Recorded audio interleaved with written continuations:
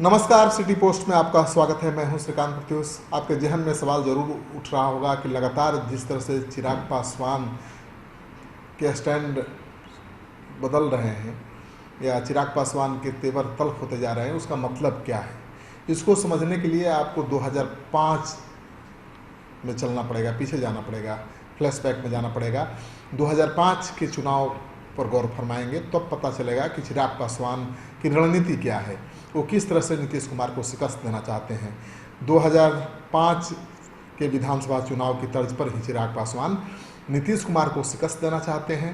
इसलिए 2005 के चुनाव के बारे में थोड़ा अपनी याददाश्त ताज़ा कर लीजिए तो स्टोरी को समझने में सहूलियत होगी। बिहार की राजनीति के लिए वर्ष 2005 का चुनाव बहुत अहम रहा, क्योंकि एक साल में दो चुनाव हुए, 2 बार विधानसभा के चुनाव हुए। 15 साल के लालू यादव के शासन के बाद बिहार में एनडीए की सरकार बनी। आपको याद होगा, पहली बार चुनाव हुआ तो किसी को बहुमत नहीं मिला और राष्ट्रपति शासन लागू हो गया। और उसके बाद जब दोबारा चुनाव हुआ तो क्या बिहार का चुनावी गठजोड़ था, उस पर भी चर्चा करेंगे। लेकिन बता दें कि दोबारा जब चुनाव हुआ तो नीतीश कुमार की सरकार बन गई। एक साल में 2 बार हुए विधानसभा चुनाव में बिहार में सुशासन एवं विकास राजनीति का मुख्य मुद्दा बना। यानी लालू यादव के शासन का जो कुशासन था उसको मुद्दा बनाकर, विकास को मुद्दा बनाकर नीतीश कुमार और बीजेपी ने चुनाव लड़ा और ये मुद्दा काम कर गया। सत्ता की कमान नीतीश कुमार के हाथ में आ गई। बिहार में 243 विधानसभा सीटों के लिए फरवरी 2005 में हुए चुनाव में आपको याद होगा कि किसी दल को सरकार बनाने के लिए पर्याप्त बहुमत नहीं मिला था। गठबंधन की सरकार बनाने को बेताब आरजेडी को इस बार सत्ता की चाबी नहीं मिली। ऐसे में फिर चुनाव में जाने के सिवाय कोई विकल्प नहीं बचा था। फिर अक्टूबर 2005 में विधानसभा चुनाव हुआ और जेडीयू और बीजेपी गठबंधन को भारी सफलता मिली। यानी एक साल में 2 बार चुनाव हुए। पहले चुनाव में लालू यादव पहले से थोड़ा कमज़ोर हुए, यानी लालू यादव जो पूर्ण बहुमत के साथ सरकार बनाते थे, गठजोड़ करके भी सरकार बनाने में कामयाब नहीं हुए। उनकी सरकार गिर गई, राष्ट्रपति शासन लागू हो गया। लेकिन फिर अक्टूबर में जो चुनाव हुआ बिहार विधानसभा का, उसमें आरजेडी की सीटें 75 से घटकर हो गई थी 54 और जेडीयू को 55 की जगह 88 सीटें मिल गईं और बीजेपी को 37 की जगह 55 सीटें मिल गईं। तो आरजेडी की सीट घट गई और बीजेपी जेडीयू की सीट अप्रत्याशित रूप से बढ़ गई। और इसी प्रकार कांग्रेस को 10 के स्थान पर, यानी पहले फरवरी में जो चुनाव हुआ था उसमें कांग्रेस को 10 सीटें मिली थी, वो घटकर 9 हो गई, यानी बहुत ज़्यादा नुकसान नहीं हुआ। लोक जनशक्ति पार्टी को 29 सीटें मिली थी। यानी उस समय आपको याद होगा कि रामविलास पासवान किंग मेकर बने हुए थे, सत्ता की चाबी लेकर घूम रहे थे।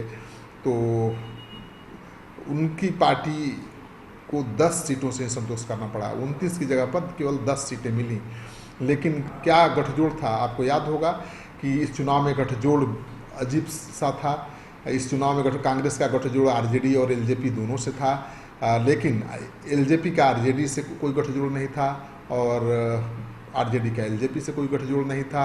एलजेपी ने कांग्रेस के साथ गठजोड़ कर आरजेडी के खिलाफ उम्मीदवार उतार दिया और आरजेडी का बैंड बजा दिया। यानी कैसा अलायंस था, आप सोचिए कि ये अलायंस था कांग्रेस, आरजेडी, एलजेपी का। लेकिन उसमें भी एक अंदर गड़बड़ झाला था।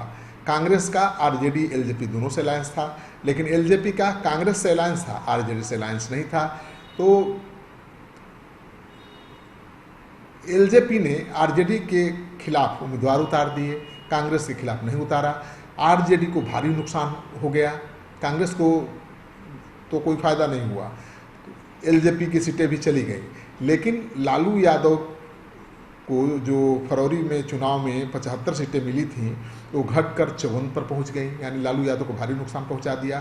तो चिराग पासवान इस बार उसी फार्मूले को आजमाना चाहते हैं। वो चाहते हैं कि इस बार बिहार के चुनाव में बीजेपी के साथ उनका अलायंस हो, लेकिन जेडीयू के साथ ना हो।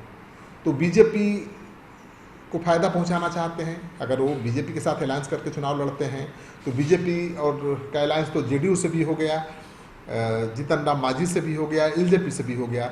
लेकिन एलजेपी का अलायंस केवल बीजेपी से होगा, जेडीयू से नहीं होगा और हम पार्टी से नहीं होगा।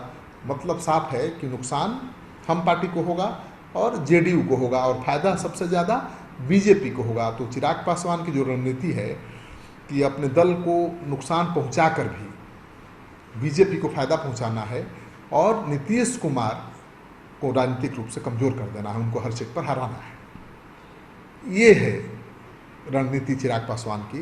तो चिराग पासवान 2005 के विधानसभा चुनाव के अपने पिता के उस फार्मूले को अपनाना चाहते हैं, जिसको अपनाकर रामविलास पासवान ने लालू यादव को सत्ता से बेदखल कर दिया था और लालू यादव तब से आज तक सत्ता के लिए संघर्ष कर रहे हैं। बीच में 2015 के चुनाव में नीतीश कुमार आ गए थे तो फिर सत्ता की कुंजी हाथ में आ गई थी, सरकार भी बन गई थी, लेकिन 1 साल से ज़्यादा चल नहीं पाई। तो अगर चिराग पासवान सफल हो गए अपने मकसद में तो नीतीश कुमार सत्ता से बाहर होंगे और बीजेपी को सत्ता में आने का मौका मिलेगा। तो इस रणनीति के पीछे यही राज है और हो सकता है कि बीजेपी का बैकअप चिराग पासवान को मिल भी रहा हो। इस वीडियो को ज़्यादा से ज़्यादा लोगों के साथ शेयर करिए, क्योंकि 2005 की तस्वीर किसी को याद होगी नहीं। 2005 में क्या हुआ था, किस तरह का अलायंस था और क्यों लालू यादव सत्ता से बेदखल हो गए थे, शायद ही किसी को याद होगा। तो उनको हम याद दिलाना चाहते हैं। तो इस वीडियो को खूब शेयर करिए दोस्तों के साथ, ताकि उनको याद आ जाए कि 2005 में लालू यादव कैसे सत्ता से बेदखल हो गए थे, कैसे रामविलास पासवान ने लालू यादव को सत्ता से बेदखल करने में अहम भूमिका निभाई थी और इस बार किस तरह से उसी तर्ज पर नीतीश कुमार को निपटाने की तैयारी करते हैं। आपका सहयोग समर्थन लगातार मिल रहा है, इसे बनाए रखिएगा। अगर आपने अब तक हमारा चैनल सब्सक्राइब नहीं किया है तो जरूर कर लीजिए। आपका सहयोग, समर्थन और एक सब्सक्रिप्शन सिटी पोस्ट की टीम का हौसला बढ़ाने में बहुत अहम भूमिका निभाता है।